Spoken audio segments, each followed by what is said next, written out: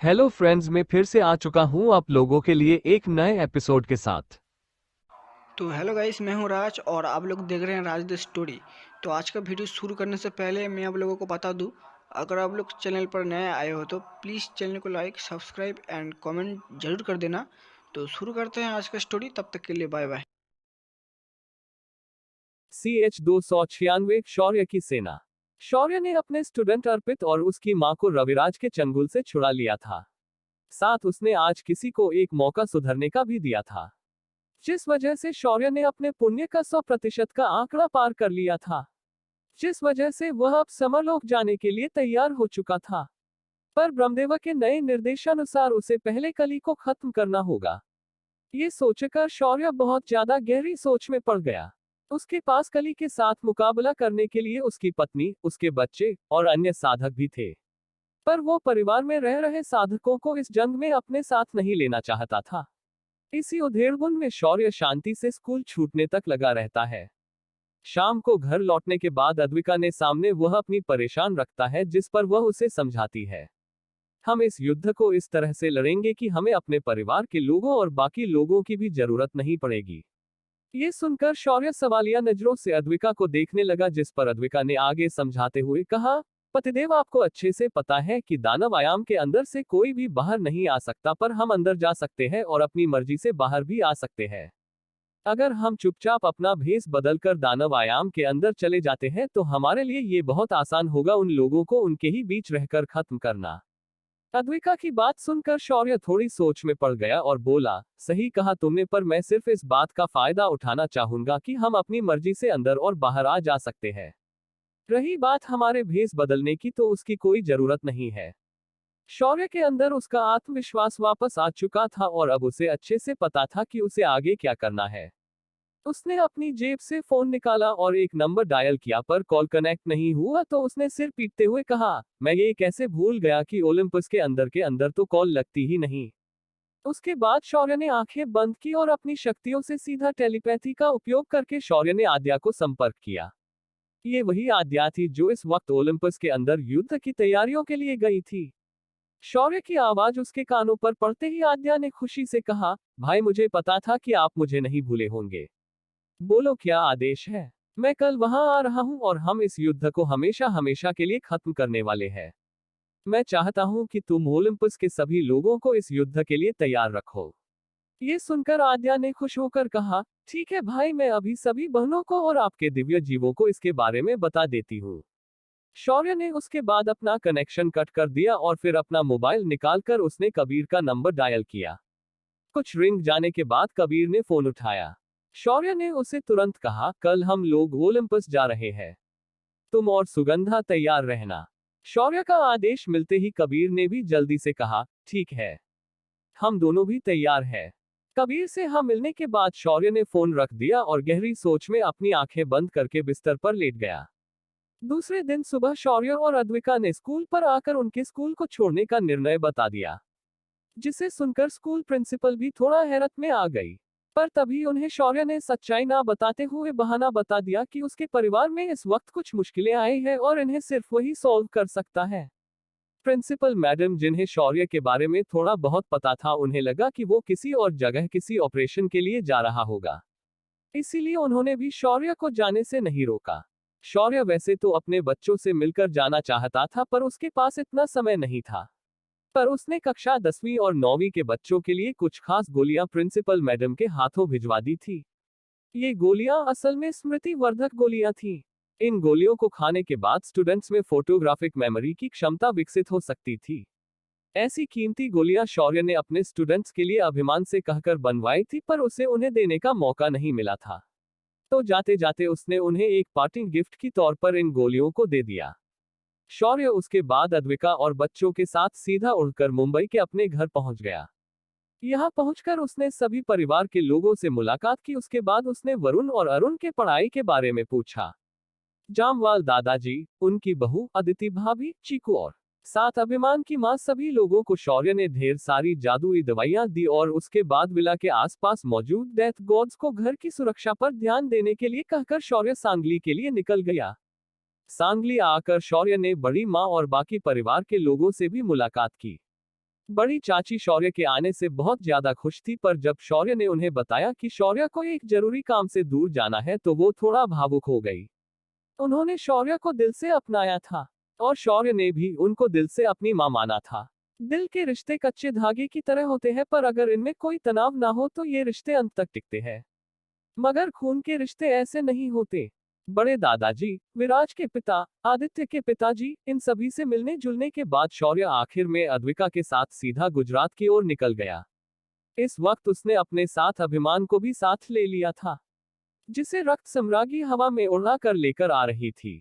द्वारिका पहुंचकर शौर्य अग्निहोत्री मेंशन के अंदर आ गया। यहाँ उसकी मिलकर दीनानाथ से हुई। शौर्य ने खुद के बाहर देश जाने की बात बताई और कुछ खास दवाइयां उन्हें भी दे दी। सिया, जिया और प्रिया इस वक्त यही थी। शौर्य ने उन्हें भी एक डेथ गॉड बॉक्स छोटे आकार में बनाकर एक नेकलेस की तरह गले में बांध कर दे दिए। जब रागिनी को शौर्य के घर आने की बात पता चली तो उसने ऑफिस का वैसे ही छोड़ दिया और सीधा उससे मिलने यहाँ चली आई। शौर्य को अपने सामने देखते ही रागिनी की आंखें भर आई थी। उसने तुरंत शौर्य को अपने गले लगा लिया, पर शौर्य के अंदर अब उनके लिए जो प्यार होना चाहिए था वो नहीं बचा था। पर उनके इस बात का सम्मान करते हुए शौर्य ने भी उन्हें उसे गले लगाने दिया। रागिनी जब शौर्य से अलग हुई तो शौर्य ने रागिनी की ओर देखते हुए कहा, अपनी तबीयत का ख्याल रखिए और काम पर ध्यान दीजिए। शौर्य की बात में ताना था, जो सिर्फ रही को ही समझ आ गया। इधर दुष्यंत भी घर पहुंच गया था। शिव उनके आते ही उन्हें भी अपना ख्याल रखने के लिए कह दिया। जब रागिनी ने शौर्य के साथ 4 बच्चों को देखा तो उसने ना रहकर पूछ ही लिया, ये बच्चे कौन है? उनके इस सवाल पर अद्विका आगे आई और बोली, ये चारों हमारे बच्चे हैं। इस वक्त हमारे साथ ही रहते हैं और वो जैसे है वैसे ही मैं उन्हें अपना मानती हूँ। अद्विका की इस बात में भी एक कटाक्ष था, क्योंकि वो उन्हें ये बताना चाहती थी कि आपका अपना बच्चा अगर कोई जानवर भी है तो भी वो आपका बच्चा ही होता है। रागिनी को ये बात किसी खंजर की तरह चुभ गई, पर अद्विका ने उन्हें ज्यादा बुरा ना लगे इसीलिए आगे कहा, असल में ये चारों इंसान नहीं है बल्कि दिव्य जानवर है। पर वो मेरे अपने बच्चे हैं और यही बात मेरे लिए ज्यादा मायने रखती है। अद्विका की एक्सप्लेनेशन सुनकर रागिनी को थोड़ा अच्छा महसूस हुआ। तभी शौर्य ने चारों बच्चों को परिवार के बाकी लोगों से मिलवाया। शौर्य के चारों प्यारे प्यारे बच्चों को देखकर सभी को बहुत ज्यादा खुशी हुई। तभी सिया ने अचानक अद्विका को कोहनी मारते हुए कहा, भाभी ये 4 बच्चे तो आपको रेडीमेड मिल गए, अब एक बेबी आपको तैयार भी करना होगा। तो कहाँ तक आए हैं आपकी तैयारियां? सिया का सवाल सुनकर अद्विका के गाल लाल हो गए। वही शौर्य को भी अचानक खांसी आने लगी। फिर शौर्य ने खुद को संभालते हुए कहा, अभी हमने इसके बारे में सोचा नहीं है, पर मैं तुम्हें प्रॉमिस करता हूँ कि वापस आने के बाद हम इस पर जरूर विचार करेंगे। शौर्य के ऐसा कहते ही अद्विका ने उसे कहानी मारी और धीरे से बोली, बेशर्म कहीं के। अग्निहोत्री मैंशन में थोड़ा समय बिताकर शौर्य, उसके 4 बच्चे, अद्विका और अभिमान सीधा दिल्ली की ओर निकल पड़े। दिल्ली में कबीर और सुगंधा उनका इंतजार कर रहे थे। उन दोनों के आते ही शौर्य ने अपने सामने स्पेस में एक दरार बनाई और एक ही कदम में सभी के साथ वो ओलंपस के अंदर पहुंच गया। ओलंपस के अंदर शिखा संगठन, नागशिखा, कनक उनका इंतजार कर रहे थे। उनके साथ ही चर्च के पोप और एल्फ समुदाय की रानी भी मौजूद थी। उन्होंने शौर्य का बड़े ही गर्मजोशी से स्वागत किया। शौर्य ने आते ही यहाँ के हालात का जायजा लिया। उसे पता चला कि जब से उसने दानव आयाम बंद कर दिया था तभी से इस जगह पर काफी शांति थी, जिस वजह से आम लोगों का जीवन भी बड़े ही खुशहाली भरा रहा। शौर्य भी इस बात से खुश हुआ। शौर्य ने उसके बाद नाइट लीजियन की तैयारियों का जायजा लिया। नाइट्स को शौर्य के कहने पर आद्या और बाकी शिखा संगठन की लड़कियों ने साधना सिखा दी थी, जिस वजह से उनकी पहली शक्तियां और साधना की वजह से मिली शक्तियों के कारण उनकी ताकत पहले से दोगुनी हो चुकी थी। पूरे ओलंपस का एक पूरा चक्कर लगाने के बाद शौर्य शाम को अपने लिए दिए हुए महल पहुंचा, पर यहाँ आके उसके सामने एक और ड्रामा खड़ा था। उसके चारों बच्चे एक तरफ तो दूसरी ओर कनक एक तरफ एक दूसरे को खा जाने की नजरों से घूर रहे थे। अग्निशिखा ने गुस्से से कहा, चालाक लोमड़ी, हमारी मम्मा से दूर रहो। खुद को क्यूट दिखाकर मेरी भोली भाली मम्मा को ऐसे बहकाओ मत, वरना हम तुम्हें कच्चा चबा जाएंगे। तभी कवन ने किसी सांप की तरह फुफकारते हुए कहा, जब से हम आए हैं तुम मेरी मम्मा को ऐसी चिपकी हो जैसे कोई छिपकली हो। मुझे शक हो रहा है कि तुम लोमड़ी नहीं कोई छिपकली ही होगी। तभी कनक ने चारों बच्चों को अपनी कातिल नजरों से देख और बोली, तुम नहीं समझोगे बच्चों, तुम अभी बहुत छोटे हो। अगर मैं तुम्हारे मम्मा के साथ नहीं रही तो तुम्हारे पापा के साथ मुझे रहना पड़ेगा। ये सुनकर ध्वनिल तुरंत बोल पड़ा, तो रह लेना पापा के साथ, हमें उससे कोई तकलीफ नहीं। तभी कनक हंसते हुए बोली, हाँ हाँ हाँ, तुम कितने भोले और मासूम हो बच्चों, अगर मैं तुम्हारे पापा के साथ रहने गई तो तुम्हारी मम्मा मेरी चटनी बना देगी। धीरेन्द्र ने अचानक कुछ समझ ना आते हुए पूछा, वो भला क्यों? मम्मा तुम्हारी क्यों चटनी बनाएंगी? तभी कनक मुस्कुराए और उसने अपने शरीर में चारों ओर अपना हाथ एक खास अंदाज में लहराया और अगले ही पल वह इंसानी रूप में बच्चों के सामने आई। जब बच्चों ने उसे देखा चारों की आंखें खुली की खुली रह गई। कनक का चाम इतना मजबूत था कि चारों बच्चे उसे देखते ही रह गए। तभी कनक वापस अपने फॉर्म आ गई और बोली, तो बच्चों अगर तुम मुझे अपनी दूसरी मम्मा नहीं बनने देना चाहते तो मुझे तुम्हारे मम्मा के साथ रहने दो, मुझे उनके साथ रहना अच्छा लगता है। शौर्य दूर खड़े रहकर अपने शर्म से लाल चेहरा लिए उन सभी को देख रहा था। जब वह घर के अंदर गया तो अद्विका ने भी तुरंत उसे देखकर ताना मारा, मजा आया होगा आपको बाहर कनक को इंसानी रूप में देखकर। शौर्य जो अभी अभी घर के अंदर आया था अचानक उसके कदम ठिठक गए। उसने अद्विका को गुस्से से देखते हुए कहा, मेरी जान मुझे ऐसे चिढ़ाना बंद करो। कब तक ऐसे मुझ पर शक करते रहोगी? वरना कहीं ऐसा ना हो कि मेरे मन ना हो तो भी कहीं तुम्हें एक और सौतन ना मिल जाए। ये सुनकर अद्विका को हंसी आई और वह प्लेट में खाना सजाकर उसके सामने लेकर आई। शौर्य ने बैठकर खाना खत्म किया और एक आखिरी बैठक करने बाहर चला गया। जब भोर के समय आखिरी युद्ध की बैठक हुई तो इस बैठक में शौर्य ने अपने साथियों को ध्यान से देखा। इस वक्त उसके सामने शिखा दल जिसका हर एक सदस्य आप संत अधिपति स्तर तक पहुंच गया था। अभिमान, कबीर, सुगंधा, नागशिखा जो इस वक्त सम्राट स्तर तक साधना प्राप्त कर चुके थे। सम्राट स्तर तक पहुंची अद्विका और उसके 4 बच्चे जिनकी साधना संत अधिपति स्तर तक थी। कनक जिसकी साधना भी अब सम्राट स्तर तक पहुंच चुकी थी। बाकी सारे नाइट्स थे जिनकी शक्तियां अब किसी संत स्तर के साधक के समान थी। शौर्य ने एक गहरी सांस ली और फिर सभी को देखते हुए बोला, कल मैं इस युग के पहले धर्म युद्ध का आगाज करने जा रहा हूं। इस युद्ध में हमारे सामने जो दुश्मन है वो सब दानव और अर्ध दानव है। इनकी क्षमताएं हमसे बिल्कुल भी कम नहीं होंगी, लेकिन युद्ध के मैदान में हमारे सामने वो लोग बस चींटियां हैं। शौर्य ने उसके बाद एक सांस ली और आवाज को थोड़ा बढ़ाकर कहना शुरू किया, कल के संग्राम में मुझे बस उन दानवों और अर्ध दानवों की चीखें सुननी है। इसलिए तुम में से हर कोई अपने साथ थकान दूर करने वाली गोलियां और कुछ आध्यात्मिक ऊर्जा की गोलियां भी लेकर जाओगे। जब भी तुम्हें ऐसा लगेगा कि तुम कमजोर पड़ रहे हो तो तुरंत अपने साथी को बुलाकर मिलकर अपने दुश्मन को मारो। अगर तुम्हें लगने लगे कि दुश्मन की संख्या ज्यादा है तो युद्धनीति को बदल दो। हमारी रणभूमि कैसी है इसका मुझे अंदाजा नहीं है, पर मुझे ये पता है कि तुम लोग कमजोर नहीं हो। इस युग के सबसे बड़े पापी को खत्म करने के लिए हम कल अपनी जी जान लगा देंगे। और एक बात ध्यान रखना, मुझे इस काम में मारने वाले नहीं चाहिए, बस मारने वाले चाहिए। ये युद्ध दानवों के खिलाफ है तो याद रखना कि यहाँ आम युद्ध के नियम लागू नहीं होते।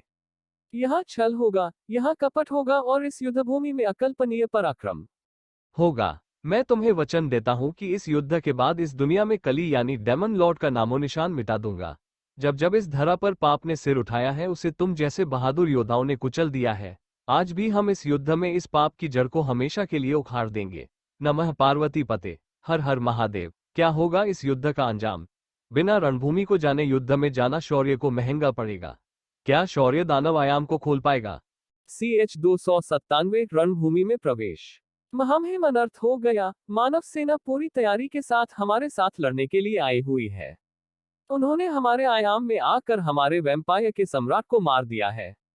अब वो लोग पूरी ताकत के साथ भेड़िया मानवों के इलाके की ओर बढ़ रहे हैं। एक दास जमीन पर घुटनों पर बैठकर ये खबर सामने बैठे दानव को दे रहा था। इस दानव के पूरे शरीर को एक काले धुएं ने घेर रखा था। सिर्फ उसकी लाल आंखें सामने बैठे दास को घूर रही थी। ये दानव कोई और नहीं कली था। कली ने जोर से अपना हाथ अपने कुर्सी के ऊपर दे मारा जिस वजह से उसकी कुर्सी के ऊपर दरारें आ गई। ये मानव खुद को समझते क्या है? मैं वो दानव हूं जो सबसे धूर्त, सबसे कपटी, जिसका वास मानवों के दिल में होता है।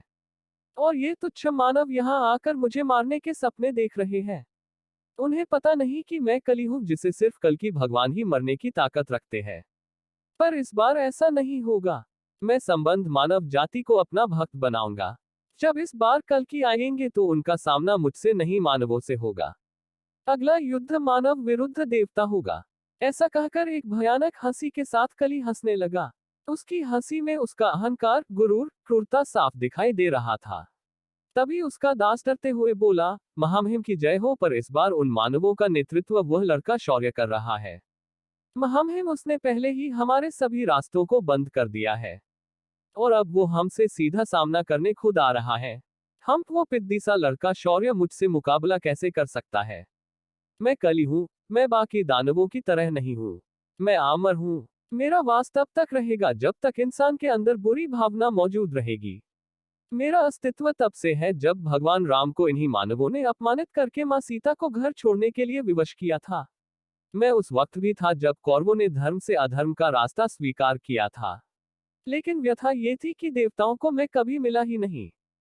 जब उन्हें मेरा अस्तित्व पता चला तब तक बहुत देर हो चुकी थी। ऐसा कहकर कली भयानक हंसी के साथ हंसने लगा। उसकी हंसी सुनकर उसके सामने बैठा दास भी डर के मारे कांपने लगा था। तभी एक अपने दास उस कक्ष में प्रवेश करता है और जल्दबाजी में कहता है, महामहिम, इंसानों ने हमारे भेड़िया मानवों के कबीले को भी समूल नष्ट कर दिया है। भेड़ियों के सम्राट को एक 5 साल के बच्चे ने पकड़कर फाड़कर खा लिया है। ये सुनकर कली की आंखें छोटी हो गई और वो थोड़ा संदेह से उस दास की ओर देखकर बोला, तुम ये क्या कह रहे हो? एक 5 साल का इंसानों का बच्चा ऐसे कैसे किसी को मार सकता है? इस उम्र में वो बच्चे खिलौनों से खेलते हैं, रणभूमि में नहीं। ये सुनकर वो दास बोला, महामहिम, वो सिर्फ एक लड़का नहीं है, उसके साथ 3 और लड़के हैं। साथ ही उन इंसानों के साथ कुछ दिव्य जानवर भी है। वो जानवर एक समय में हजारों की सेनाओं को खत्म करने की ताकत रखते हैं। कली ने आखिर परेशान होकर दूर क्षितिज की ओर घोर अंधेरे में देखा। फिर उसने अपना हाथ आगे बढ़ाया और उसके सामने एक शंख प्रकट हुआ। शंख का रंग पूरी तरह काला था। उसके अंदर से एक दानवी आभा निकल रही थी। कली ने उस शंख को देखा और बोला, शंखद्रुम, तुम्हारा इस धरती पर एक बार फिर से स्वागत है। मैंने तुम्हें बनाया है, इसलिए मेरी आज्ञा का पालन करो और जो जाकर उन मानवों को खत्म कर दो।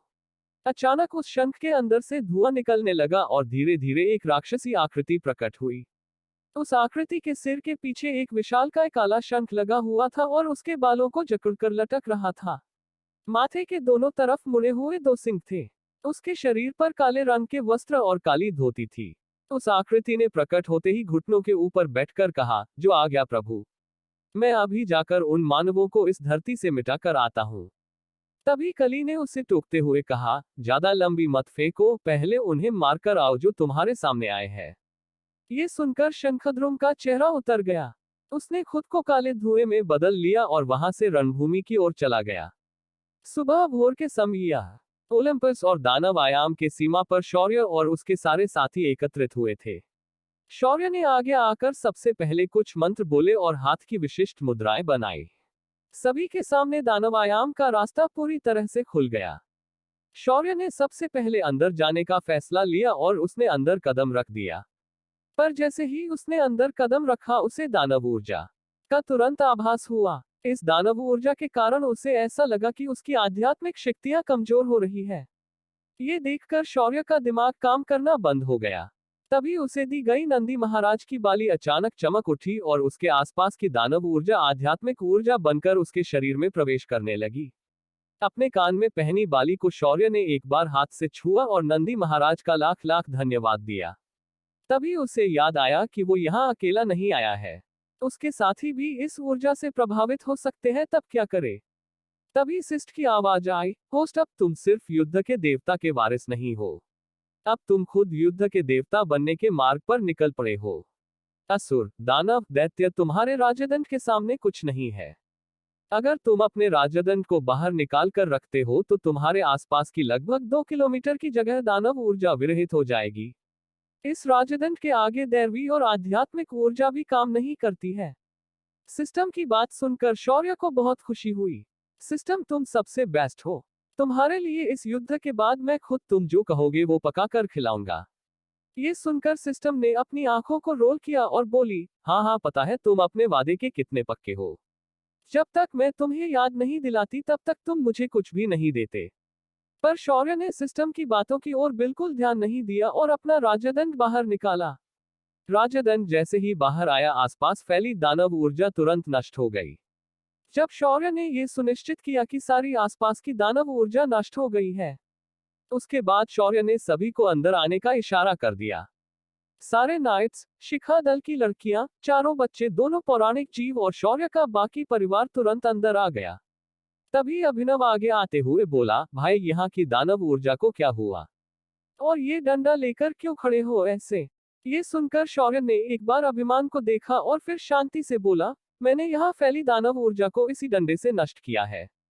और इसे सिर्फ डंडा नहीं कहते, इसे राजदंड कहते हैं। अभिनव ने ये सुना तो इस बात को समझते हुए कहा, ओह तो ये बात है।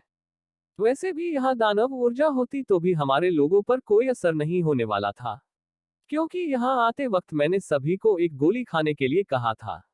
ये एक खास तरह की गोली है जो सिर्फ आध्यात्मिक शक्ति और दानव ऊर्जा विरोधी तत्वों से बनी है। इसे खाने के बाद कोई भी दानव क्षेत्र के अंदर 24 घंटों तक रह सकता है। ये सुनकर शौर्य के ओंठ कंपनी लगे।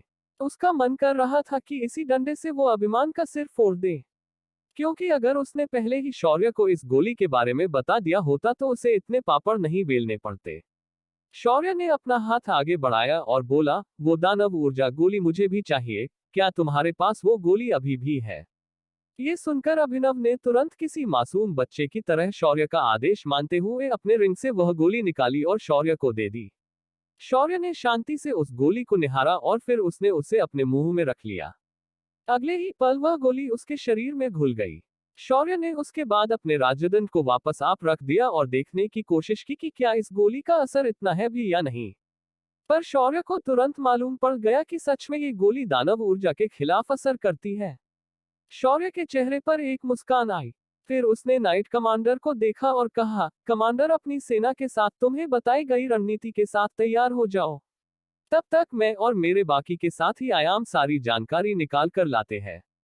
कमांडर ने अपने नाइट्स तुरंत आदेश दिया और लड़ने के लिए सभी को तैयार रहने का आदेश दिया। तभी शौर्य ने अपने साथियों को देखा जो उड़ सकते थे।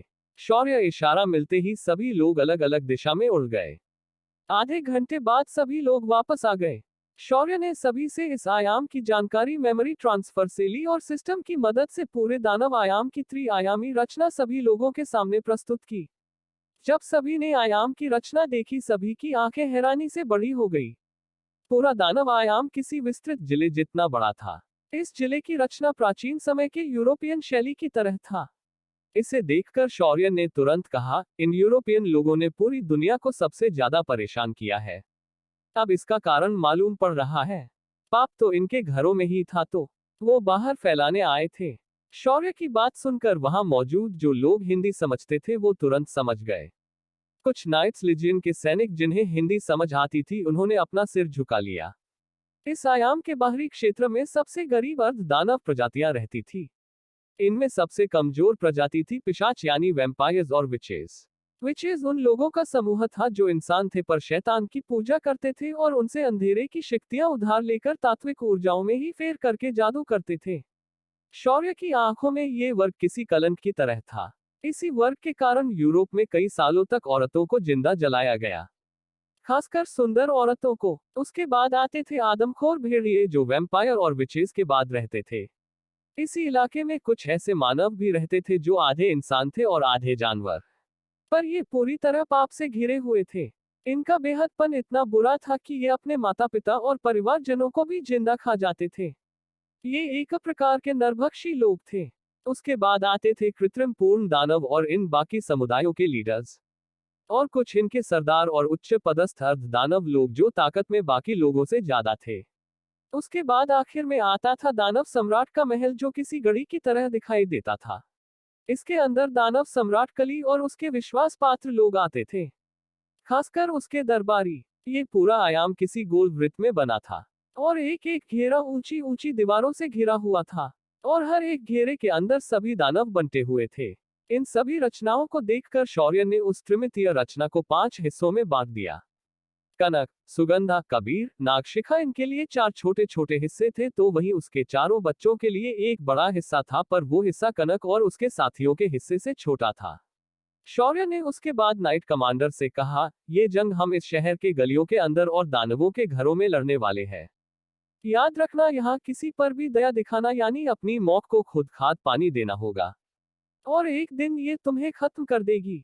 इसीलिए किसी भी दानव और अर्ध दानव पर दया मत दिखाना। स्ट्राइक तो किल विदाउट मसी।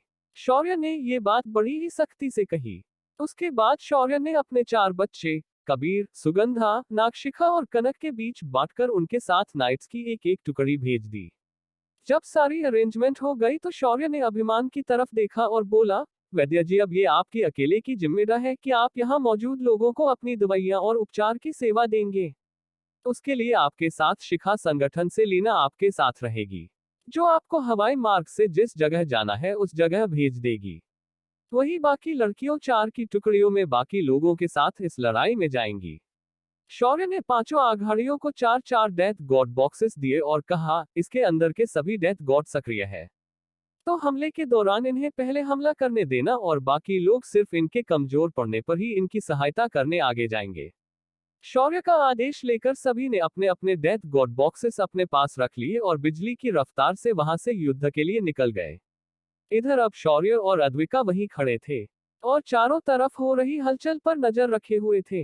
उन्हें ये अच्छे से मालूम था कि उनके ये साथी इस काम को आराम से कर लेंगे। शौर्य और अद्विका उसके बाद सीधा ऊंची उड़ान भरकर इस आयाम के केंद्र की ओर बढ़ने लगे जहां कली का महल था। शौर्य के दोस्तों और बच्चों ने जाते ही इस शहर की पहले घेरे को आसानी से मसल दिया और अगले घेरे की तरफ निकल गए। जब शौर्य और अद्विका अपने रास्ते में थे तभी एक विचित्र शंख ध्वनि उन्हें अपने कानों पर सुनाई दी और उन्होंने शांति से उस आवाज की ओर ध्यान देकर देखा और सुना। तभी अचानक एक शैतानी हंसी हंसते हुए एक काली परछाई शौर्य और अद्विका के सामने आ गई।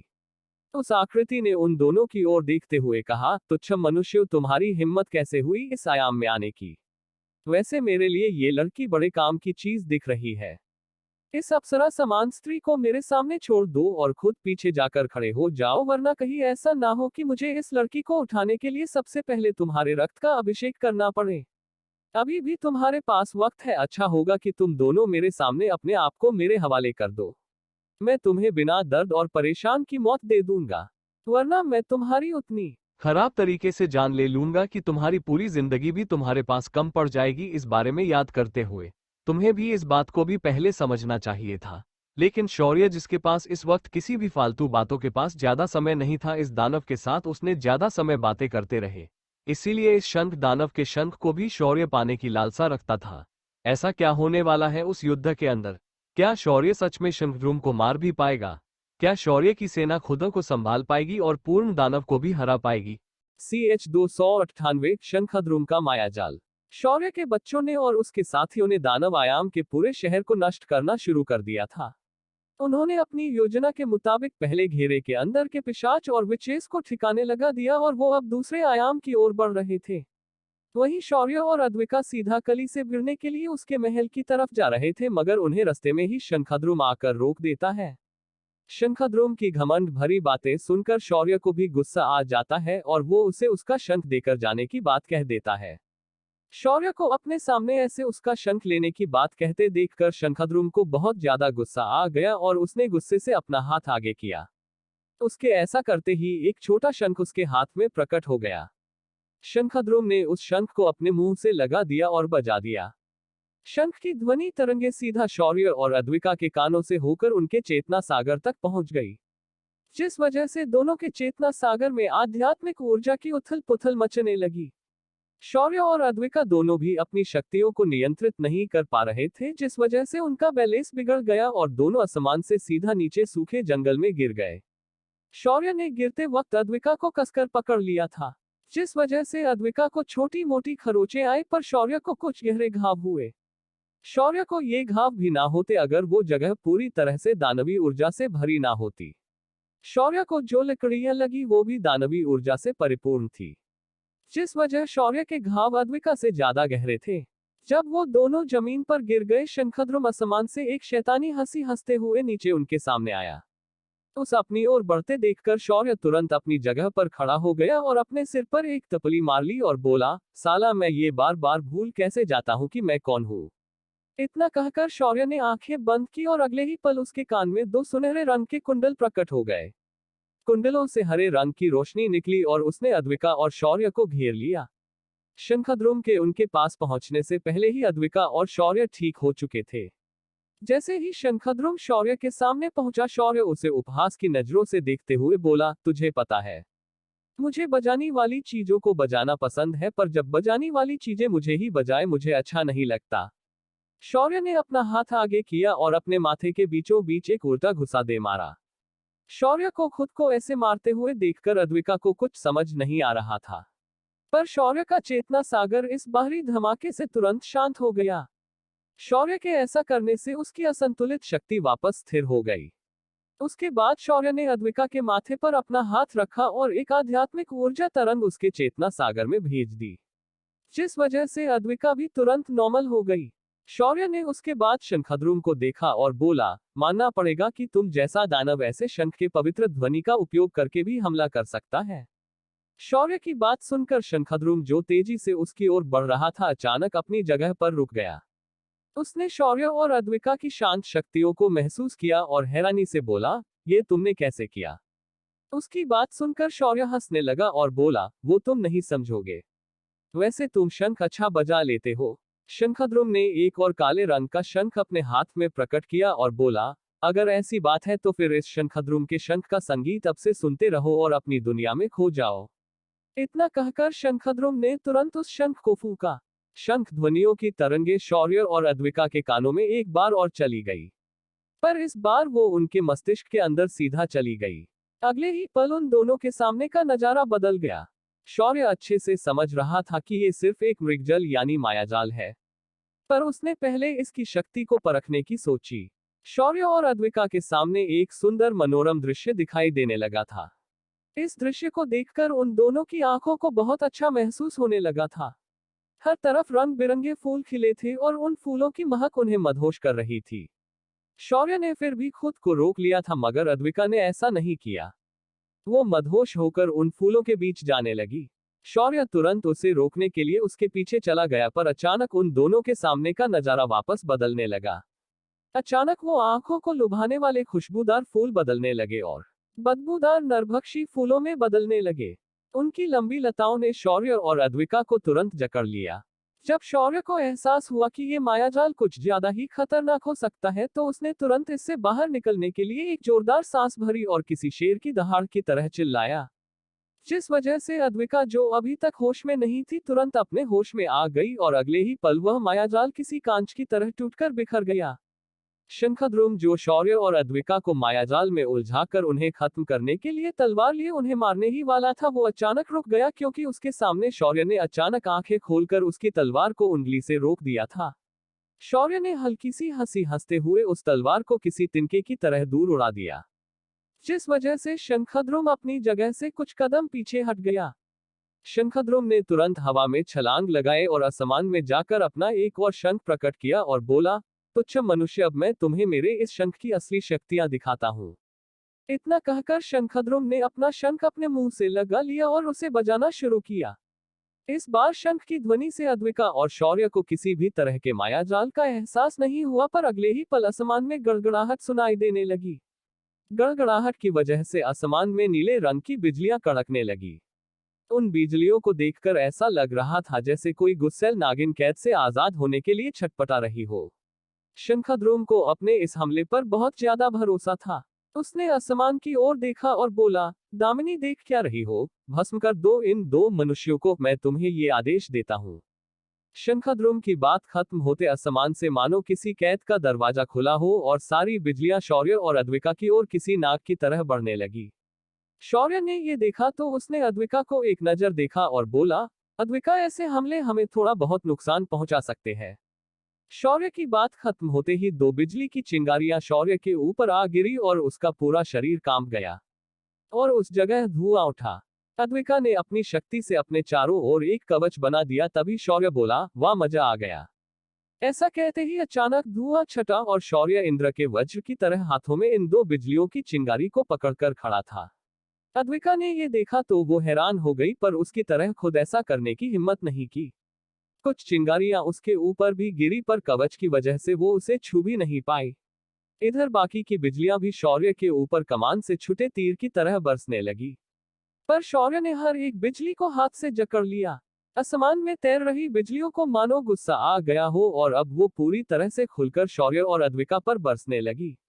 पर शौर्य ने उसके ऊपर गिरने वाली हर एक बिजली को हाथों से पकड़ना शुरू किया और जकड़ कर कैद कर लिया। इधर अद्विका ने भी खुद को कवच के अंदर रखा था, तो उस पर भी बिजलियों का असर बिल्कुल नहीं हो रहा था। शौर्य ने शंखद्रुम की चिढ़ाने वाली नजरों से देख और बोला, अरे सींग वाले शंख, तेरी बिजलियां तो खत्म हो गई, पर मुझे बहुत मजा आया और मैं ये मजा तुम्हारे साथ बांटना चाहूंगा। ऐसा कहते हुए शौर्य ने एक एक बिजली अपने हाथ से निकाली और शंखद्रुम की ओर किसी भाले की तरफ फेंकने लगा। शंखद्रुम अपनी तरफ आती हुई बिजलियों को देखकर घबरा गया और उनसे बचने के लिए इधर उधर भागने लगा, पर शौर्य द्वारा छोड़ी गई बिजलियां किसी गाइडेड मिसाइल की तरह उस पर निशाना लगाकर बरसने लगी। कुछ ही देर में शंखद्रुम बुरी तरह घायल होकर जमीन पर लेट गया। वो बुरी तरह हांफने लगा था। शौर्य उसके पास धीरे धीरे चलते हुए जाने लगा, पर अब शंखद्रुम को शौर्य का एक एक कदम मौत का संकेत दे रहा था। मैं इतनी देर से तुम्हें देख रहा हूं कि तुम बार बार मुझे शंख बजा बजाकर परेशान कर रहे थे, तो अब मैं भी कुछ बजाऊंगा और मैं भी देखना चाहूंगा कि जिस तरह तुम्हारे बजाने से मुझे कुछ भी नहीं हुआ, क्या वैसे ही मेरे बजाने से तुम्हें भी कुछ नहीं होगा।